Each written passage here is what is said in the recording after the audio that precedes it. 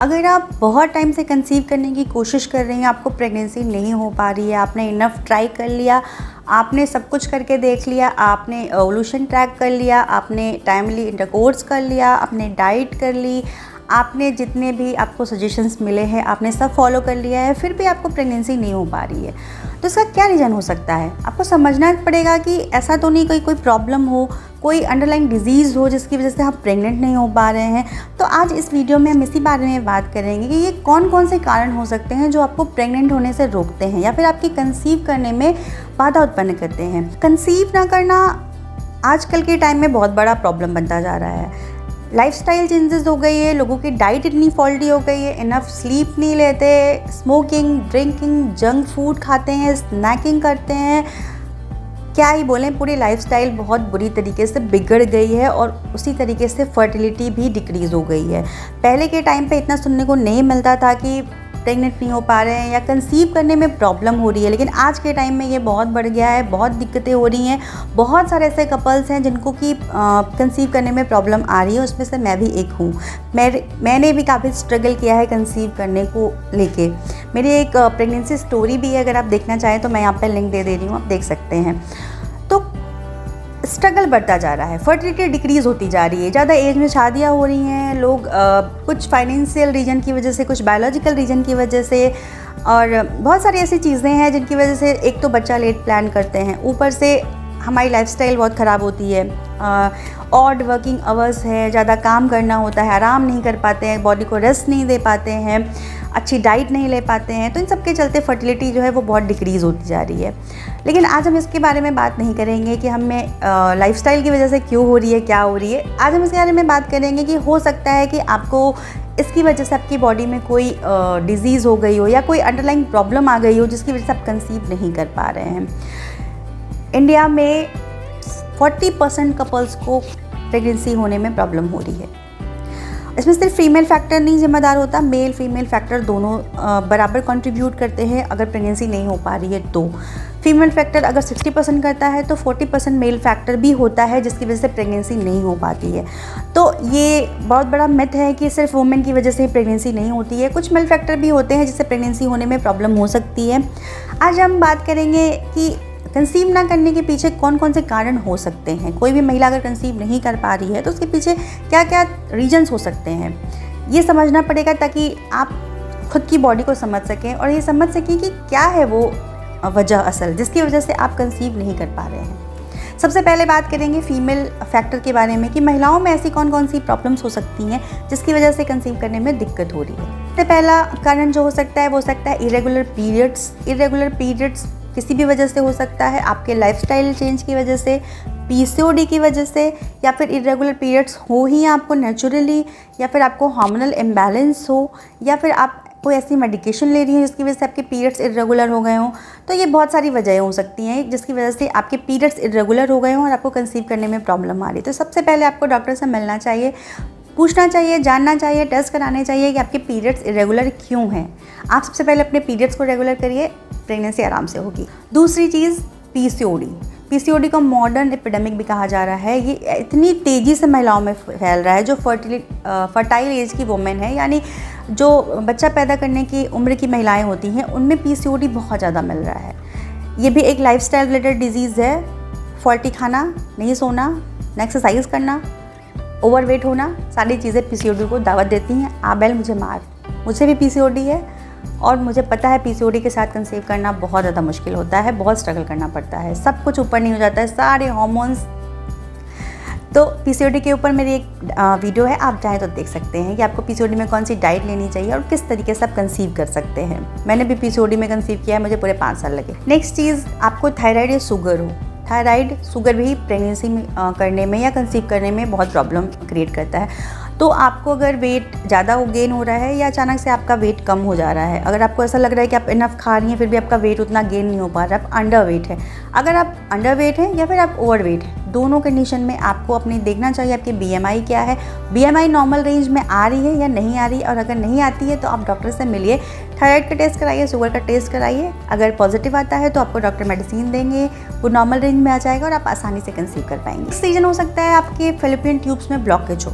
बहुत सारी महिलाओं को फेलोपियन ट्यूब्स जो होते हैं, जो फेलोपियन ट्यूब्स अभी यहाँ डिटेल में बात नहीं करेंगे, ब्रीफ में इतना ही है कि जो प्रेगनेंसी होती है वो फेलोपियन ट्यूब्स में होती है। वहाँ पे एग आता है, बाहर से स्पर्म आता है और कंसेप्शन वहीं पे होता है। अगर आपकी ट्यूब ही ब्लॉक रहेगी तो वो एग और स्पर्म की मीटिंग नहीं हो पाएगी, तो कंसेप्शन नहीं हो पाएगा, फर्टिलाइजेशन नहीं हो पाएगा, प्रेगनेंसी कहाँ से होगी।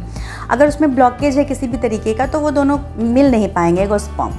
तो प्रेगनेंसी के लिए ये ज़रूरी है कि आपका फेलोपियन ट्यूब बिल्कुल क्लियर और ओपन हो, ताकि फर्टिलाइजेशन आराम से हो सके। बहुत सारे महिलाओं को टीबी की वजह से या फिर किन्हीं और वजहों से आपको यूट्रस में टीबी हो जाता है, या फिर और भी बहुत सारे रीजन है जिनकी वजह से आपने डीएनसी कराई हुई है, तो उसकी वजह से कभी कभी ये हो जाता है कि फेलोपियन ट्यूब्स ब्लॉक हो जाते हैं।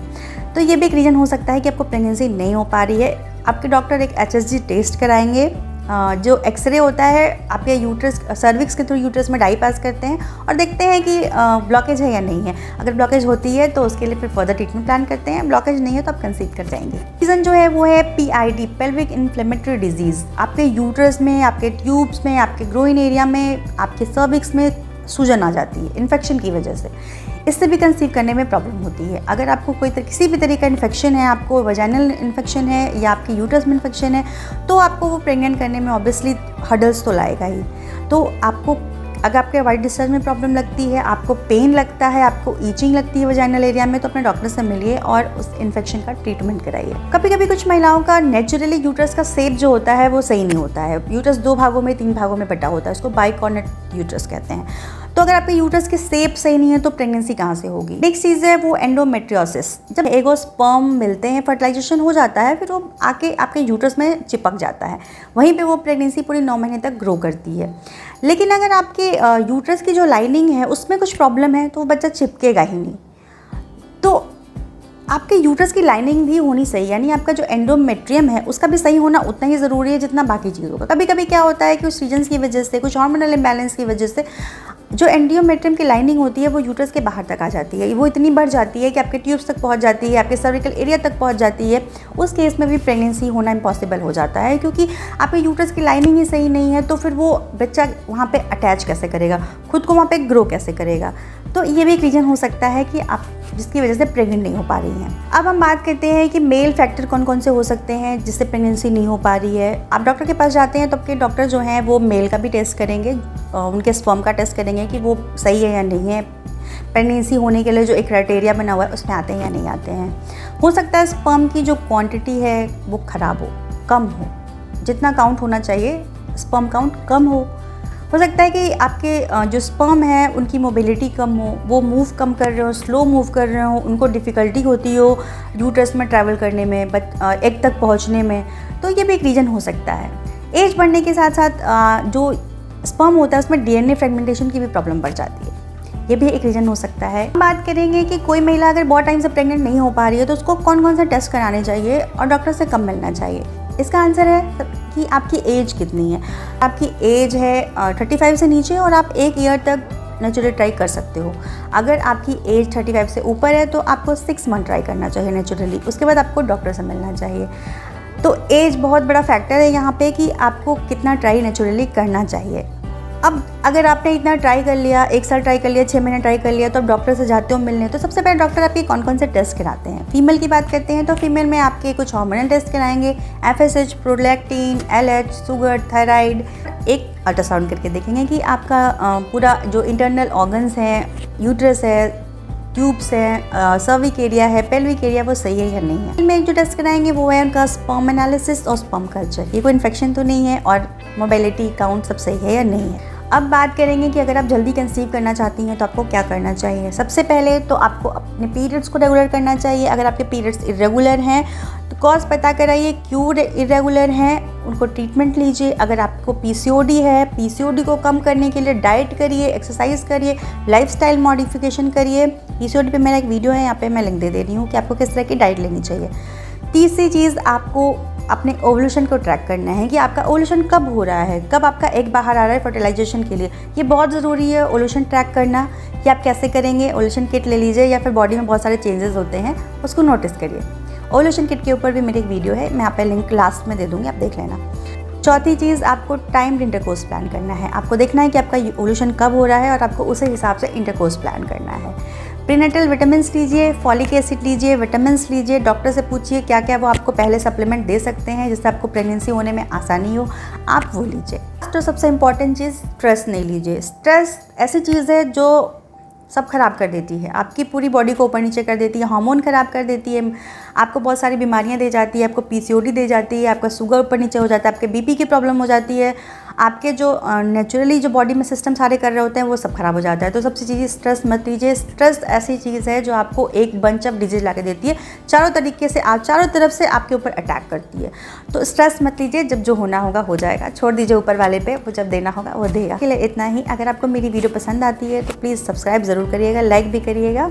Thank you for watching.